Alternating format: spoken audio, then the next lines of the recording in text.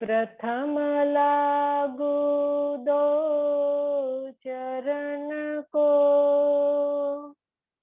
धनिये न छोड़ायो खीन, लांक तली लाल एडिया, मेरे जीव के यही जीवना, इन पाँव तले पड़ी रहूं, धनी नजर खोलो बातून, पलन वालू निरखूने तरे, मेरे जीव के यही जीवना, मेरे जीव के यही जीवना।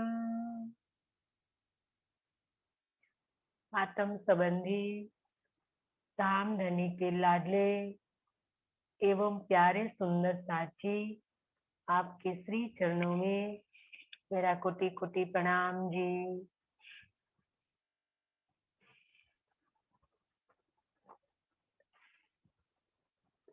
दीने इस्लाम हकीकत, सो खोले बातू न रूहा नजर, पहुँचे बक्का नूर मकान, खास गिरो फरिश्तो फजर, इस्लाम बिने हक मार्फत।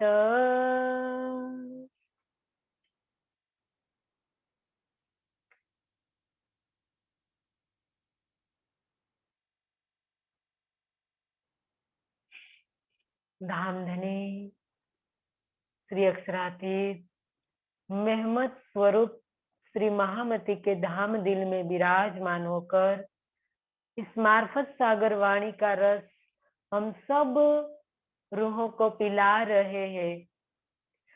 कल की चर्चा के माध्यम से धनी ने 4 प्रकार की बंदगी को दर्शाया कि 4 प्रकार की बंदगी किस प्रकार से होती है, और एक जो बंदगी बताई मन और वाणी के धरातल पर, एक वजूद की बंदगी बताई, दूसरी बताई मन और वाणी के धरातल पर, और तीसरी बंदगी बताई आत्मिक धरातल पर। तो इसी प्रकार से पूरे संप्रदाय के अंदर जो भी संप्रदाय यहाँ चल रहा है वो सब इनके इर्द गिर्द ही घूमती है। कोई आत्मा का बल पर भक्ति करते हैं, कोई मन वाणी के धरातल पर करते हैं, कोई शरीर के धरातल पर करते हैं। शरीर के धरातल पर हमने देखा कि किस प्रकार से इंद्रियों से, हाथों से, पैरों से होने वाली बंदगी को वजूद की बंदगी कहा है, और वजूद की जो बंदगी है वो किस प्रकार की बताई है, सिर्फ शरीर को पवित्र करने में उनकी सारी ऊर्जा चली जाती है, और इसके ऊपर जो मन और वाणी के धरातल पर आती है तो इसके अंदर सुंदर सा जी मंत्र जाप आता है।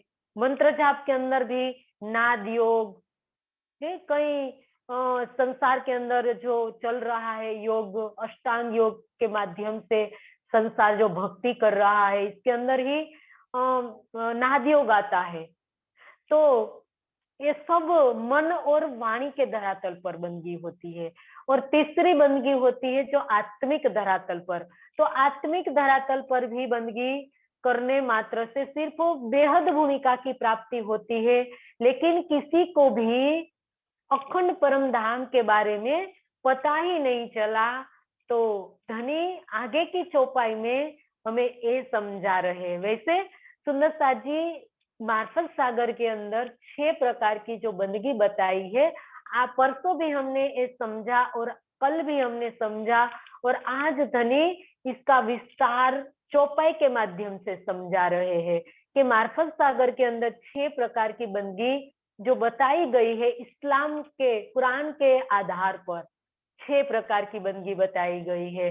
तो ये हम चौपाई के माध्यम से समझेंगे।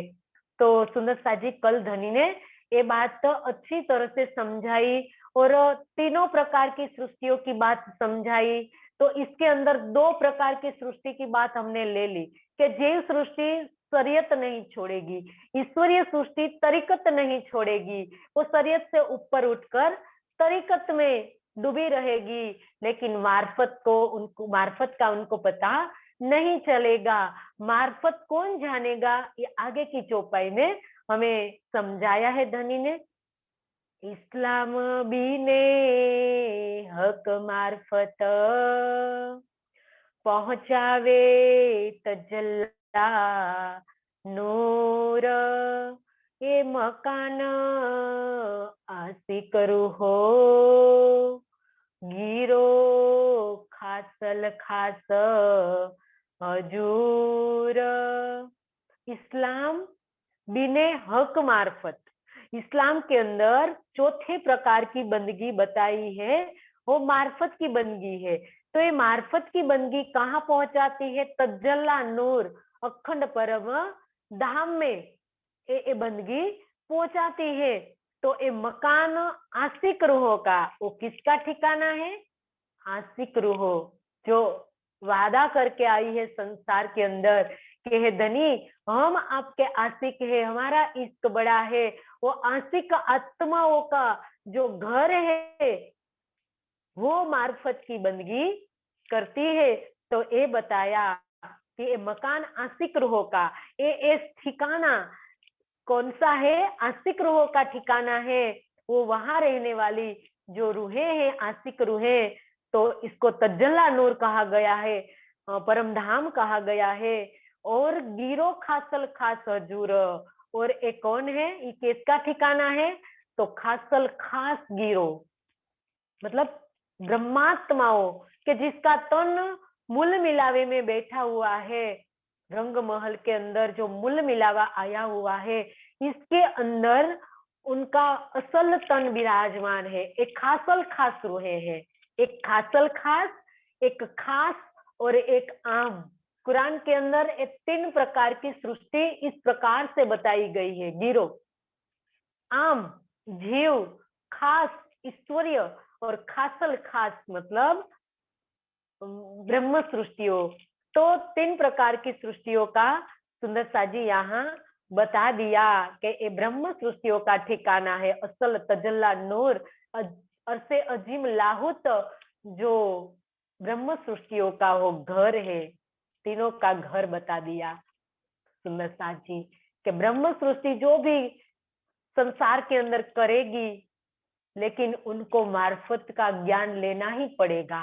मार्फत का ज्ञान लेने के बाद ही उनको अपने मूल घर का पता चलेगा, और वो मार्फत में डूबेगी, तब जाके उनके और अजीम लाहुत में उनके परम धाम का, जो परम धाम में जो तन है, वो दिखाई देगा।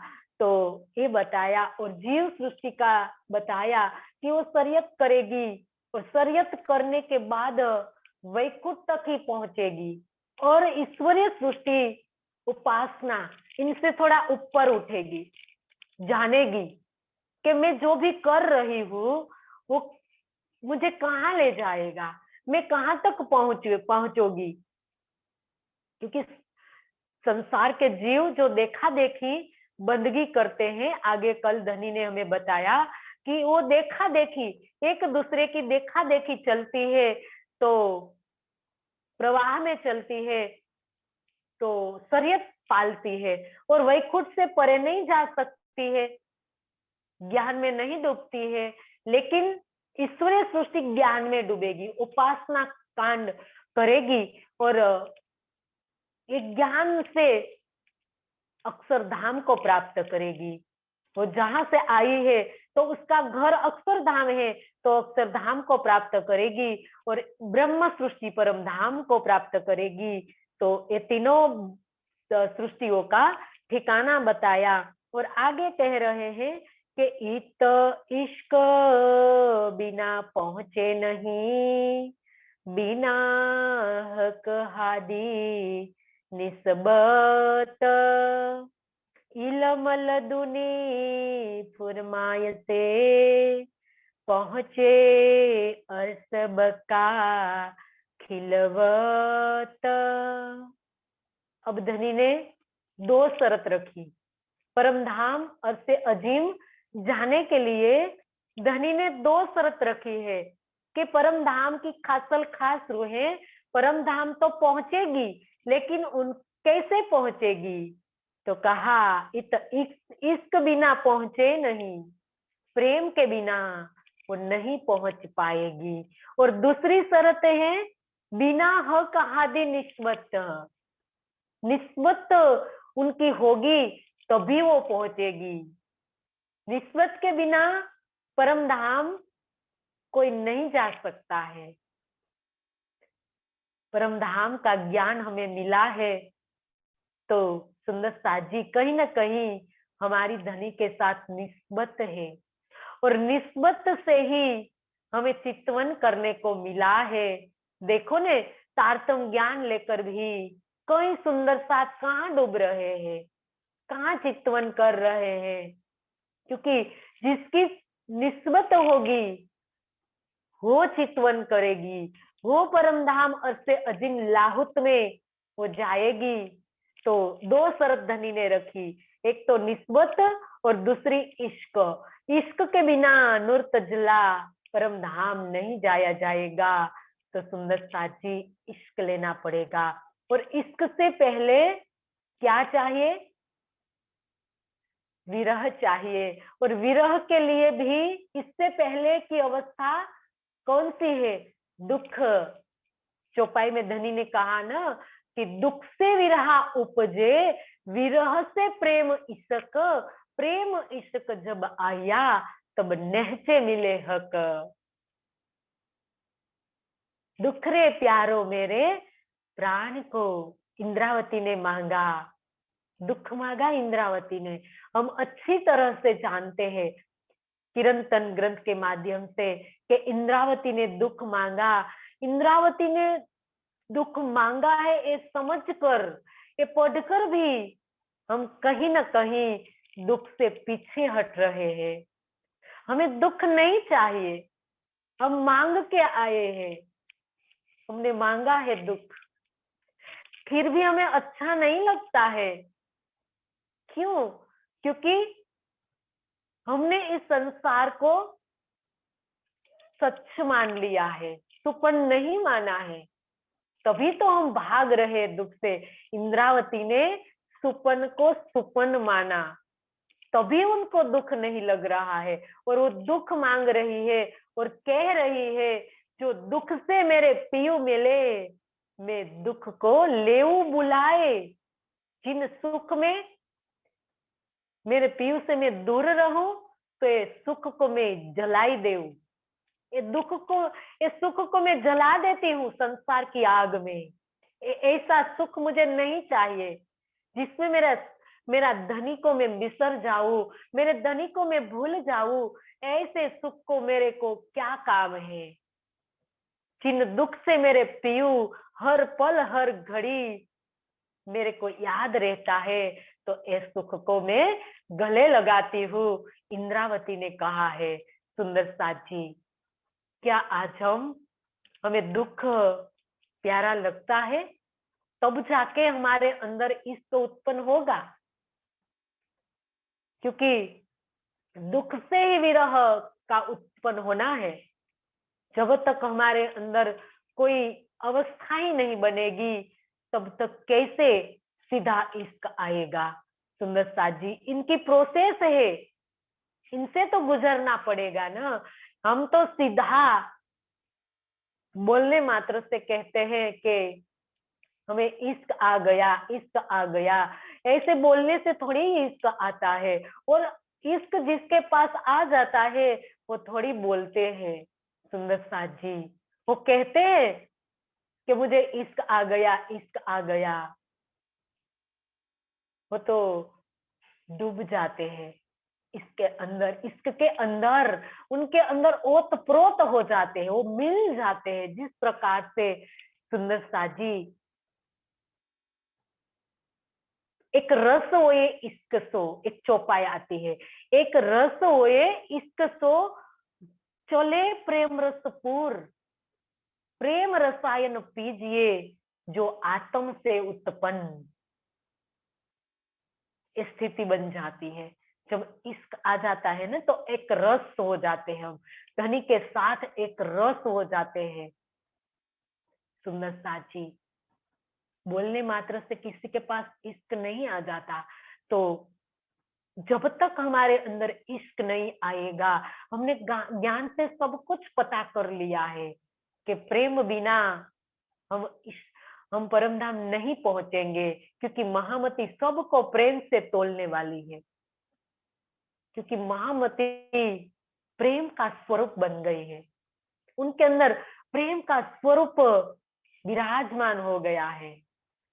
तो सारे संसार के अंदर उनको इश्क दिखाई दे रहा है, उनके अंदर क्या कोई विकार है ही नहीं, क्योंकि इश्क के स्वरूप को ही दिल में बसा लिया। सुंदर साजी हमें धनी ये करने को कह रही है, जब हम इश्क के स्वरूप को दिल में बसाएंगे तब संसार हमें सुपन लगेगा, अभी नहीं लगता है, क्योंकि हमने अभी इश्क के स्वरूप को दिल में ही नहीं बसाया है।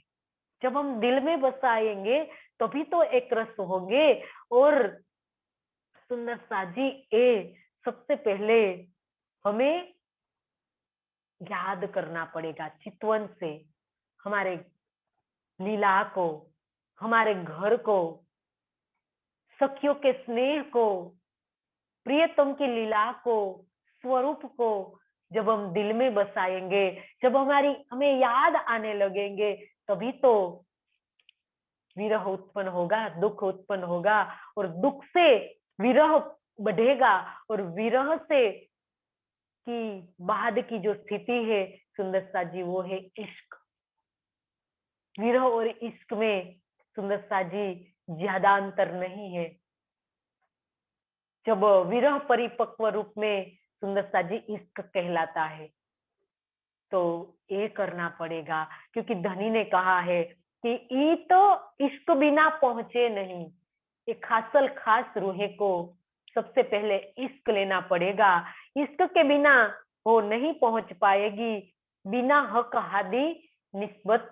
दूसरी बात ये है, धनी के साथ, श्यामा जी के साथ उनकी निस्बत जरूरी है, जब उनकी निस्बत है तो जरूर पहुंच जाएगी। तो इलम लदुनी फुरमाई से, और तीसरा इलम लदुनी ब्रह्म ज्ञान, ये सारी स्थिति कैसे बनेगी? तो इलम लदुनी से, जब हम ज्ञान लेंगे तो ज्ञान से तो सुंदर साजी पहचान होगी, और पहचान से ही प्रेम उत्पन्न होगा ना, क्योंकि व्रज में प्रेम तो था लेकिन पहचान नहीं थी, तो पहचान बिना गिरो क्या करे यार या सिरदार, पहचान बिना गिरो क्या करे, पहचान ही नहीं है। पहचान ज्ञान कराता है, ज्ञान से पहचान होती है, लेकिन लक्ष्य तक नहीं पहुंचाता है, लक्ष्य तक पहुंचाता है प्रेम। ज्ञान के बाद भी सुंदर साजी प्रेम लाना पड़ेगा, प्रेम लक्ष्य तक पहुंचाता है, क्योंकि व्रज में हमारे पास लक्ष्य पहचान नहीं थी, हमने निस्बत की पहचान नहीं थी, आकर्षण था सिर्फ। प्रेम होता लक्ष्य बिन, क्योंकि वाणी के अंदर धनी ने बताया है कि ब्रह्म सृष्टि होती व्रज रास में, प्रेम होता लक्ष्य बिन। प्रेम तो था लेकिन पहचान नहीं थी, लक्ष्य नहीं था, तो इसकी वजह से सुंदर साजी वो नहीं पहुंच पाए। नींद थी, पूर्ण रूप से नींद थी, लेकिन यहाँ धनी ने नींद उड़ा दी और लक्ष्य आ गया। तो ज्ञान से हुआ ना, तारतम ज्ञान आया, और तारतम ज्ञान से लक्ष्य को पता चला, तो ज्ञान से पहचान होती है, और पहचान से इश्क पैदा होता है। पहुंचे और सबका खिलवत अब यलम लदुनी, तारतम ज्ञान का जब मंथन करेंगे तो पहचान होगी, और पहचान से जब वो चितवन करेगी तब जाके असे अजीम परम धाम लाहुत मूल मिलावे के अंदर, खिलवत के अंदर पहुंचेगी। कहाँ पहुंचेगी सुंदरता जी? और सबका खिलवत, अखंड परम धाम खिलवत के अंदर, मूल मिलावे के अंदर वो पहुंच जाएगी। मतलब खिलवत का तात्पर्य क्या है? सिर्फ मूल मिलावा नहीं है, क्योंकि खिलवत मतलब एकांत का स्थल, खलकत जिसको कहा गया है, मतलब एकांत का स्थान। रूह का दिल खिलवत है, श्यामा जी का दिल खिलवत है, सखियों का दिल और राज्य का दिल खिलवत है। राज्य का दिल खिलवत है तो राज्य का दिल परम धाम के कौन कौन में विराजमान है, इसका प्रगट रूप धनी का दिल है, परम धाम का। सुंदरता जी, परम धाम के अंदर कौन कौन में धनी का दिल लीला कर रहा है, तो परम धाम का कौन कौन खिलवत है। सिर्फ मूल मिलावा को ही खिलवत नहीं कहा है, यहाँ इस चौपाई में सुंदरता जी मूल मिलावे को खिलवत कहा है। लेकिन खिलवत का हम गहराई में हम समझे तो पता चलेगा कि सिर्फ मूल मिलावा ही खिलवत नहीं है, परम धाम का कौन कौन खिलवत है, जहाँ रूहों का मिलावा है। अभी तो मूल मिलावे रूहों का मूल मिलावा है, लेकिन परम धाम के कण कण में रूह जहाँ मिलती है, वो एक तो कण को, परम धाम के कण कण को खिलवत कहा गया है। तो यहाँ ये बात धनी ने समझाई है सुंदर साथ जी। मोमिन मुस्लिम मुनाफक बिन ईमान सोई हैवान, ए आखिर हिदायत हादी बिना पहुंचे न अपने मकान। अब अभी तक जो चौपाई धनी ने बताई है, इस चौपाई का सार समझा दिया है धनी ने कि मोमिन मुस्लिम मुनाफक बिना ईमान सोई हैवान। ये ऊपर की जो भी चौपाया धनी ने समझाई, इन चौपाइयों में ब्रह्म सृष्टि, ईश्वरीय सृष्टि और जीव सृष्टि की वास्तविकता को दर्शाई कि जीव सृष्टि कैसे उनके धाम पहुंचेगी, ईश्वरीय सृष्टि किस प्रकार से कौन सी बंदगी करेगी और उनके धाम पहुंचेगी, और ब्रह्म सृष्टि कौन सा रास्ता पसंद करेगी, कैसे परम धाम पहुंचेगी, परम धाम पहुंचने के लिए वो कौन सा रास्ता अपनाएगी। तो उनका ठिकाना बताया, उनकी अवस्था को बताया, उनका हाल मतलब फेल और हाल बताया, क्योंकि तीनों गिरोह का फेल और हाल का तो प्रकरण ही है, यही तो प्रकरण चल रहा है। तो इन चौपाइयों के माध्यम से धनी ने तीनों की वास्तविकता को दर्शाई। तो अब हमें तोलना है इसको कि हम कौन है, जीव है, ईश्वरीय है या ब्रह्म है, क्योंकि टैग तो है नहीं, अपने आचरण से ही तो सब कुछ पता चलेगा। और धनी ने भी पूरा प्रकाश डाला कि कैसा आचरण करेगी, कैसे परम धाम पहुंचेगी। तो अब हमें इन पर चिंतन करना है सुंदर साथ को कि हम कौन है और हमें कहाँ तक पहुंचना है, और पहुंचने के लिए हमें अभी क्या प्रयास करना है, कितना प्रयास करना है। ये सारा हम सब रूहे जो भी हम सुन रहे हैं, सबको धनी कह रहे हैं कि हे सुंदर साथ जी, हम सबको अपने आप को तोलना है। हम किसी को भी नहीं कह पाएंगे कि कौन जीव है, कौन ईश्वरीय, कौन ब्रह्म है। हम सबको जब तोलेंगे अपने आप को, तभी हमें सुंदर साथ जी आईने में साफ हमारा प्रतिबिंब दिखाई देगा। किसी को पूछने की जरूरत ही नहीं रहेगी सुंदर साथ जी, क्योंकि हमारी ब्रह्मवाणी आईना ही तो है जिसके अंदर हमारा साफ चेहरा दिखाई देता है।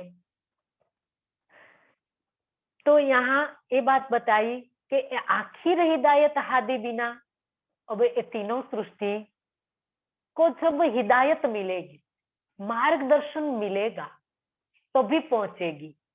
नहीं तो सृष्टि के प्रारंभ से लेकर जीव तो थे ही। ईश्वरीय और ब्रह्म सृष्टि जब संसार के अंदर आई, द्वापर युग में आई, और यहाँ अभी कलयुग 28 में कलयुग में आई है। और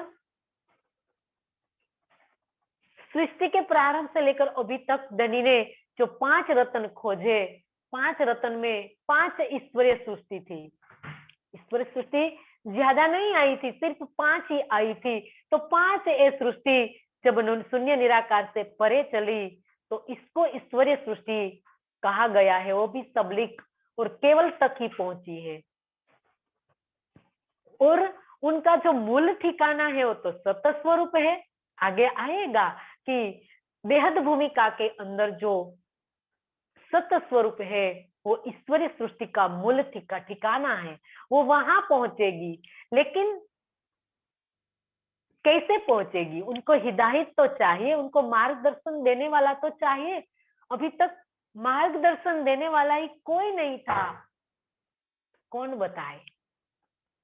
जब श्री प्राणनाथ जी संसार के अंदर आए तो उसने 3 अलग अलग पुरुषों का विवरण किया, उनके धाम का विवरण किया, 3 सृष्टि का विवरण किया। नहीं तो संसार तो जीवात्मा करके वर्णन कर रहा था, जीव और आत्मा को एक करके बताता था। किसी को पता ही नहीं था कि जीव अलग है, आत्मा अलग है। तो मालूम ही नहीं है, तो उसके अलग अलग ठिकाने कैसे उनको पता चलेगा? तो हादी के बिना कौन करे हिदायत? ये बात यहाँ बताई कि पहुंचे ये मकान।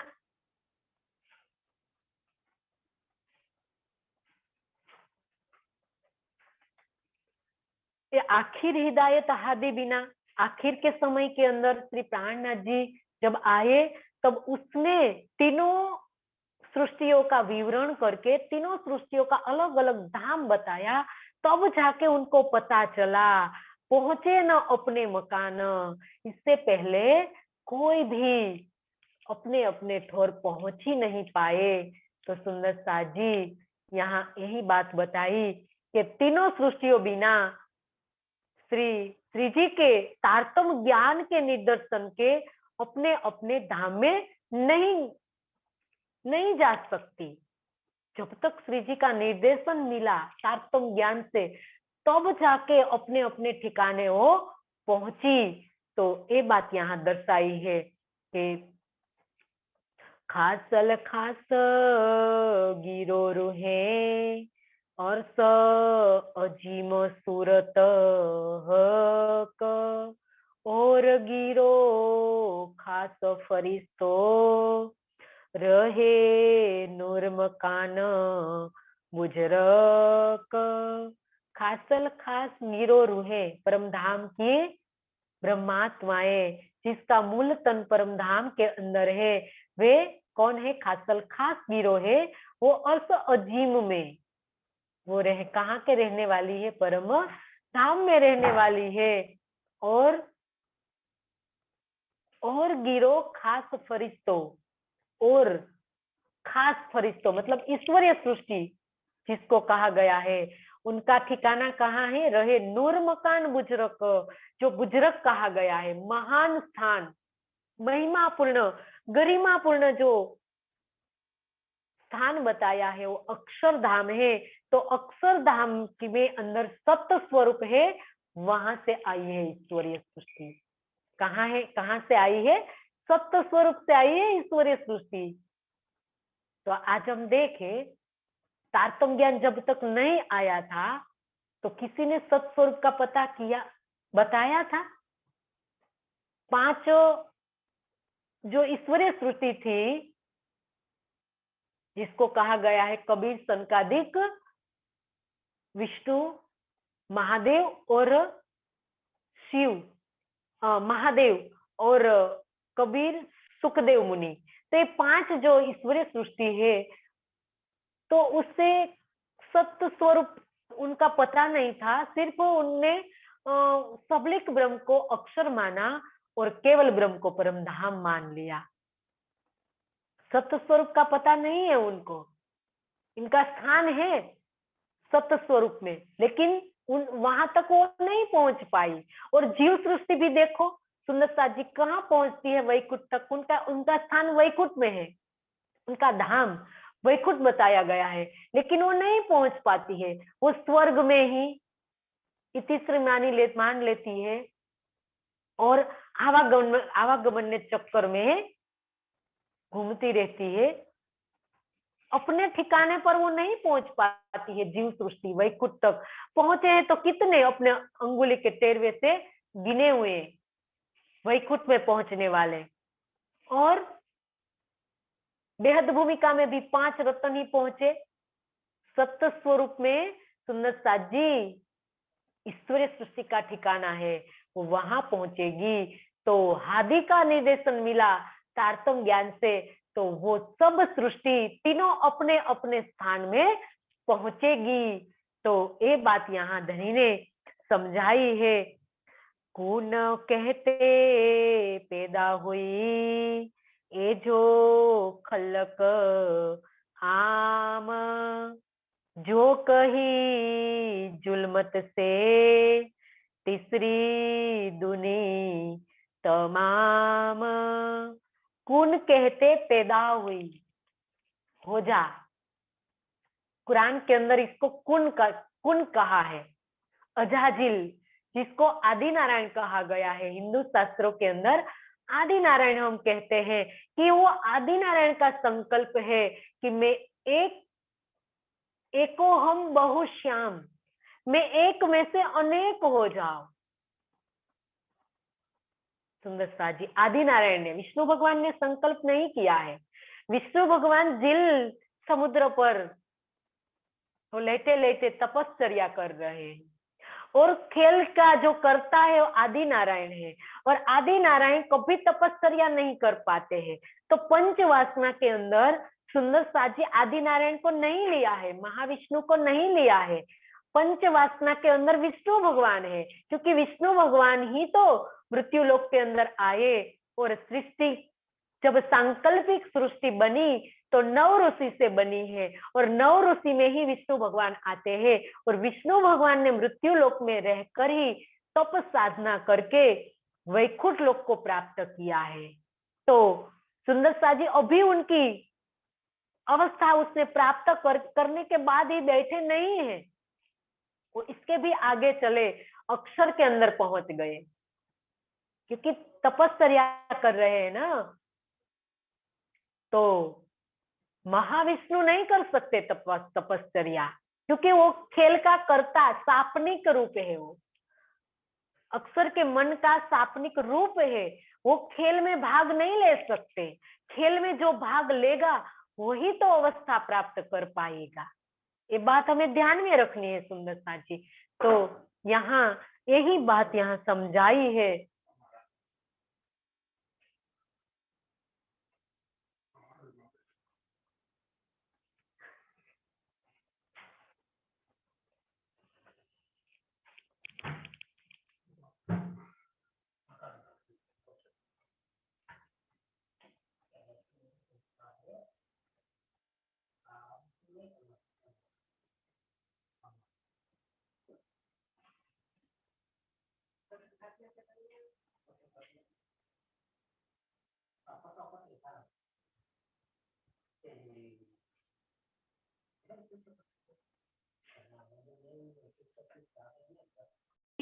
कुन कहते जो उत्पन्न हुई है परम धाम की ब्रह्म जीवो, जो सांकल्पिक सृष्टि जो बताई गई है कि कुन कहते उत्पन्न हुई है, ओझा कहने के मात्र से जो उत्पन्न हुई है वो जीव सृष्टि है, वो आदि नारायण का संकल्प है। यही बात हम समझ रहे हैं कि वो विष्णु भगवान ने संकल्प नहीं किया था, वो संकल्प आदि नारायण का है। और आदि नारायण से ही तो अनंत ब्रह्मा विष्णु महेश बनते हैं। तो सुंदर साथ जी ये बात हमें ध्यान में रखनी है। और यहाँ भी धनी ने बताया है कि कुन कहते पैदा हुई ये जो खलक आम, जो कही जुलमत से, वो कहाँ से उत्पन्न हुई है? निराकार से। जुलमत का मतलब निराकार, और निराकार से वो उत्पन्न हुई है। तीसरी दुनी तमाम संसार के तमाम जो जीव है वो निराकार से आए हैं। और कुन के मात्र से, कुन कहने मात्र से वो उत्पन्न हुए जीव है। तो सुंदर साची ये बात बताई, जेता पैदा जुलमत से ए जो मजाजी दिल, सो दिल हकीकी मोमिन मिने कब हो ना सके नील। जेता पैदा जुलमत से ए जो मजाजी दिल, जो निराकार से उत्पन्न होने वाले जो जीव है उनको मजाजी दिल वाले कहे, झूठे दिल वाले उनको कहे गए हैं। सो दिल हकीकी मोमिन, लेकिन जो मोमिनों का दिल है वो हकीकी दिल है। आगे भी हमने समझ लिया है कि मोमिनों का दिल हकीकी दिल क्यों है? क्योंकि उनके दिल के अंदर धनी की बैठक है, अपने दिल को अर्श बनाया है। और अर्श दिल वाली रूहें हैं, उनके दिल को सत्य दिल कहा है, हकीकी दिल कहा है और अर्श दिल कहा है। तो सुंदर साजी ये बात कही है धनी ने कि कबू ना सके मिल। तो वो कभी जीव सृष्टि, कभी ईश्वरी सृष्टि, ब्रह्म सृष्टि की देखा देखी अपने दिल को वो कभी अर्श बना नहीं पाएगी। तो ये बात यहाँ बताई है कि जो जीव सत्य दिल वाले ब्रह्म सृष्टियों से कभी मिल ही नहीं सकते। मिलना मतलब सुंदर साजी अपनी जो तुलना करते हैं, यही बात बताई है। अभी तो ब्रह्म ज्ञान आया है, तो धनी ने बताया कि ब्रह्म ज्ञान आने मात्र से तो अभी सबको अपने दिल को अर्थ बनाने का जो सुवर्ण अवसर मिला है। तो सुंदर साजी जो देखा देखी सिर्फ बोलने मात्र से कभी ब्रह्म सृष्टियों जैसी नहीं बन पाती है, क्योंकि उनकी तुलना सिर्फ वो करेगी तो उनके साथ वो कभी नहीं ठहर पाएगी। ये बात यहाँ बताई है कि वो देखा देखी करती है ना जीव सृष्टि, तो देखा देखी मात्र से वो कभी अपनी रहनी नहीं बना पाएगी। तो सिपारे 21 में लिखिया जाहिर बंदगी बयान, पर हादी दिखाए देखिए मोमिन करे पहचान। कुरान के 21वें सिपारे में प्रत्यक्ष रूप में सुंदर साजी चारे प्रकार की बंदगियों के बारे में बताया गया है। चारों बंदगियां बताई ना आगे, जो शरीयत, तरीकत, हकीकत और मार्फत, ये 4 प्रकार की बंदगी कुरान के 21वें सिपारे में बताई गई है। पर हादी देखा ये देखिए, पर जब तक हमारे हादी श्री प्राणनाथ जी नहीं आए थे तब तक किसी को भी 4 बंदगी जो बताई तो गई थी, लेकिन उनका विवरण किसी के पास नहीं था। तो प्राणनाथ जी ने सारे बंदगियों का विवरण करके बताया कि किस प्रकार से शरीयत की बंदगी 2 प्रकार से 2 बंदगी बताई है, शरीयत की, तरीकत की एक बंदगी बताई है और एक बंदगी हकीकत की बताई है और 2 बंदगी मार्फत की बताई है। तो 6 बंदगी कुरान के अंदर जो बताई गई है, तो ये बंदगी का विवरण श्री प्राणनाथ जी ने किया। तो हादी दिखाइए, देखिए हमारे हादी श्री सदगुरु श्री जी साहिब जी संसार के अंदर आए, तो उसने देखा दिखाया। तो हे सुंदर साजी, आप देखिए, मोमिन करे पहचान, और उसकी पहचान भी कौन करेंगे? मोमिन, परम धाम की खासल खास ब्रह्म मुनि उनकी पहचान करेंगे। इसके अलावा कोई भी पहचान नहीं कर पाएंगे, क्योंकि ब्रह्म ज्ञान के प्रकाश में ही सारे सारे बंदगियों का विवरण हो गया है। तो इन विवरण से ब्रह्म सृष्टि सारे का सारा भेद जानेगी, मंथन करेगी वाणी का, और वाणी से उनको पता चलेगा, और इनसे प्रियतम की पहचान होगी। क्योंकि जब तक पहचान ही नहीं होगी, तब तक सुंदर साजी कैसे प्रयास करे? तो यहाँ यही बात बताई है कि हादि के कृपा की छत्र छाया में, सदगुरु की छत्र छाया में ही ब्रह्म सृष्टि पहचान करेगी इस ब्रह्मवाणी, मतलब ब्रह्मवाणी की गहराइयों में वो डूबेगी। अब कुरान का हमें कुरान लेकर तो कुरान को खोलना ही नहीं है, अब तो सारा कुरान हमारी ब्रह्मवाणी के अंदर आ गया। तो ब्रह्मवाणी के प्रकाश में ही उनके गहराइयों में हमें जानना है, और उनके गहराइयों में जाकर सब कुछ जब हमें पता चलेगा, तो सुंदर साजी कोई नहीं बैठेगा, सब प्रयास करके अपना अपना ठिकाना खोज लेगा। तो यही बात यहाँ बताई है, राह रूहानी बिने बातों न पाइए बिना हकीकत, सोहादी देखाए देखिए गुज साहेदी बका मार्फत, राह रूहानी बिने बातों न। अब यहाँ सुंदर साजी रूहानी बंदगी बताई है कि रूहानी बंदगी क्या है। तो शरीर, इंद्रियों तथा मन से परे आत्मा के धरातल पर की जाने वाली जो भक्ति है, वो रूहानी बंदगी कहलाती है।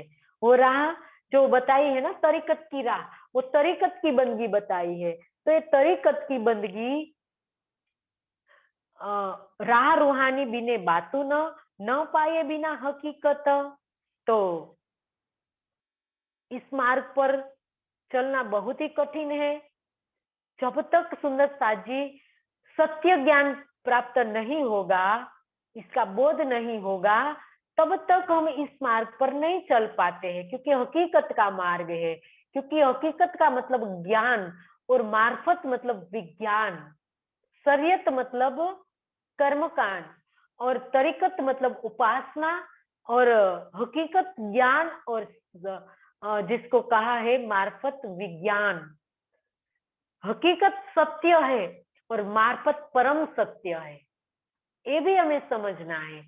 तो यहाँ धनी ने हमें बताया है कि शरीर से, इंद्रियों से तथा मन से परे आत्मा के धरातल पर, आगे हमने देखा कि किस पर धरातल पर बंदगी, शरीयत की जो बंदगी इंद्रियों और शरीर से होने वाली बंदगी है, शरीयत की बंदगी है 2 प्रकार की, जिस्मानी और नफ्सानी। और इनके ऊपर जो तरीकत की बंदगी है, वो मन के धरातल पर होती है, वाणी के धरातल पर होती है। तो वो भी बंदगी सुंदर साजी शरीयत की बंदगी, मतलब इनसे ऊपर थोड़ा उठकर उपासना कांड में पहुंचते हैं, तो तरीकत की बंदगी आती है मन के धरातल पर। इसके बाद आत्मा के धरातल पर जब बंदगी कोई करते हैं, तो वो बंदगी कहाँ पहुंचाती है? हकीकत की पहुंचाती है, और अक्षरधाम तक वो बंदगी पहुंचाती है। तो आत्मा के धरातल पर जब बंदगी की जाती है, वो हकीकत की बंदगी की जाती है। लेकिन इसकी गहराइयों में उसकी बातों में भेद समझना होगा, सूक्ष्म भेद उनका समझना होगा, तब जाके हमें पता चलेगा। तो 100 हादी दिखाए देखिए, तो हमारे हादी ने समझाया है हकीकत और मार्फत का भेद, तरीकत का भेद, शरीयत का भेद हमारे धनी ने समझाया है।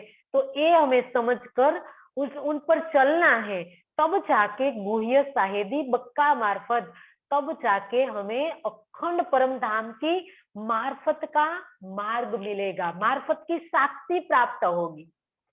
ये बात यहाँ बताई है धनी ने कि श्री प्राणनाथ जी के द्वारा इस ब्रह्मवाणी जब आई तो उसने बताया मार्फत का मार्ग। नहीं तो अभी जीव सृष्टि की मार्फत क्या थी सुंदर साथ जी? विष्णु भगवान जीव सृष्टि की मार्फत थी, ईश्वरीय सृष्टि की मार्फत। अक्षरधाम परम धाम उसने बता दिया, तो अक्षर ब्रह्म को मार्फत बता दी, अक्षरधाम उनकी मार्फत है। और ब्रह्मात्मा तो संसार के अंदर आ ही नहीं थी, तो इनकी मार्फत तो कौन बताए सुंदर साथ जी? यहाँ तो जीव और ईश्वरीय दो ही सृष्टि की बात यहाँ संसार के अंदर थी, जब तारतम वाणी नहीं आई थी, इससे पहले की बात। लेकिन आने के बाद सुंदर साथ जी जब तारतम वाणी आई और श्री प्राणनाथ जी ने सब साक्ष्यों देकर सब धर्मशास्त्रों का खुलासा करके बता दिया, तीनों सृष्टियों का विवरण कर बता दिया, तब जाके हकीकत का पता चला। लेकिन उनकी गहराइयों में जाकर, उनकी सूक्ष्मता में जाना पड़ता है। इसके पहले सुंदर साथ जी सिर्फ ऊपर का कर्मकांड करने से ही कोई वैकुंठ नहीं पहुंच पाता है। जो नरसिंह मेहता ने प्राप्त किया, जो प्रहलाद ने प्राप्त किया सुंदर साथ जी, तो कितने कठिन तपस्या के बाद किया है। सत्य का पालन किया हरिश्चंद्र ने, धर्मराज युधिष्ठिर ने, किस प्रकार से संसार के अंदर अपनी रहनी से वैकुंठ पहुंचे। तो कठिन है रास्ता, ऐसे सरल नहीं है वैकुंठ पहुंचना। और इसके परे अक्षरधाम है, उपासना जिसको कहा गया है। तो सुंदर साथ जी ये बताया कि राह रूहानी भी ने बातू न, ये आत्मिक बंदगी भी बहुत कठिन है।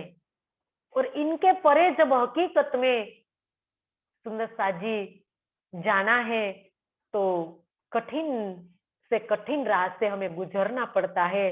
तो अब हमारे हादी ने सारा खुलासा करके सब गुह्य भेद खोल दिया, सब गुह्य साक्ष्यों खोलकर अखंड परम धाम की मार्फत को बताकर सुंदर साथ जी हमें परम धाम का दरवाजा खोल दिया है।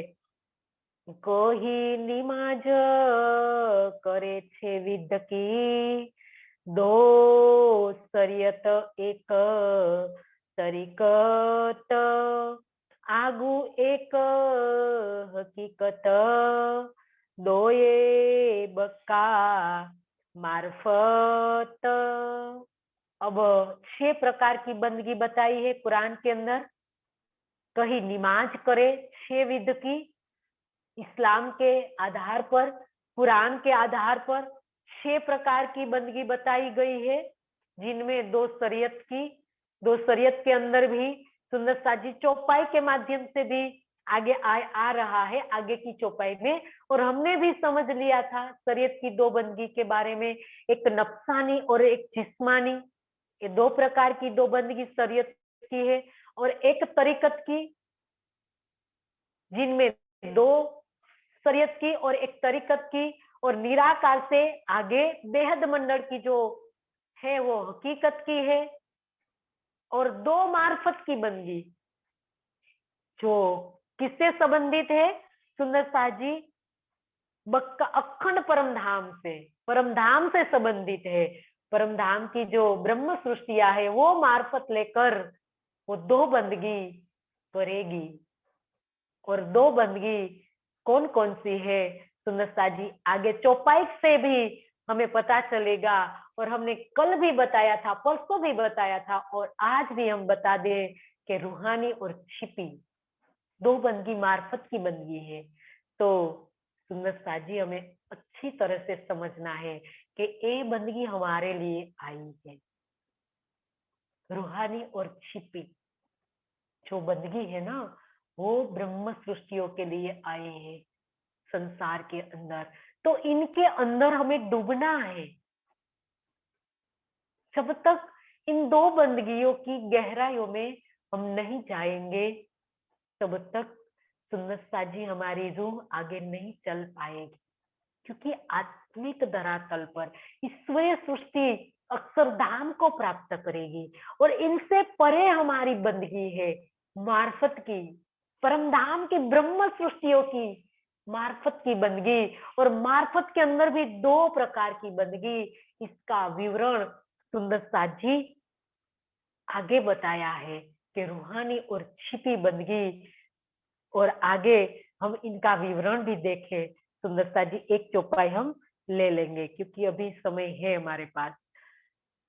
तीन तीन निमाज का बेवरा, एक कही नफसानी, दूजी पाक करत है वजूद जिस मानी। तीन तीन प्रकार का निमाज का बेवरा। हमें धनी हमें ये तीनों प्रकार की निमाज का बेवरा बता रहे हैं कि शरीयत की दो प्रकार की जो निमाज है, तो इसका बेवरा।